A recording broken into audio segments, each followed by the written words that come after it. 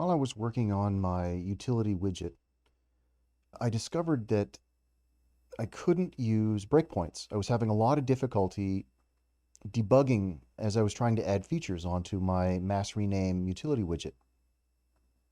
And I struggled with it for a while. And I asked on Discord, no one seemed to know anything about it until finally, of course, as my luck goes, after I'd finished the utility widget, I got contacted by a user, Suthriel, I hope I'm pronouncing that properly, who found an old Reddit post that showed a workaround so that you can get breakpoints and debugging working with utility widgets. And I thought it was a really cool workaround, and it seems like not a lot of people know about it, so I want to make a video about it so that other people who are working on utility widgets don't have to go through the frustration that I went through. So I appreciate the heads up, Suthriel, and I'll show you guys how it works. So first you have to have your utility widget running. So run the widget, there it is up there.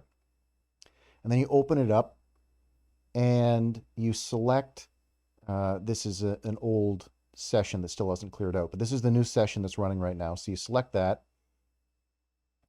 And then what you have to do is under here, set it to simulate the game.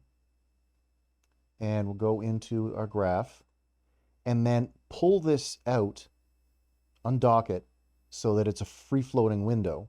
Let's expand this out. And as you can see, it is now simulating. And when I press the button, you can see this switch is happening live. And if I put in a breakpoint, it stops on the breakpoint and works just like it normally would. So it is possible to use breakpoints and debugging with utility widgets. You just have to do a couple of funky things first. So this is really handy, and in future, when I'm working utility widgets, should save me a whole lot of headaches. Hope you guys found this useful. Have a good one.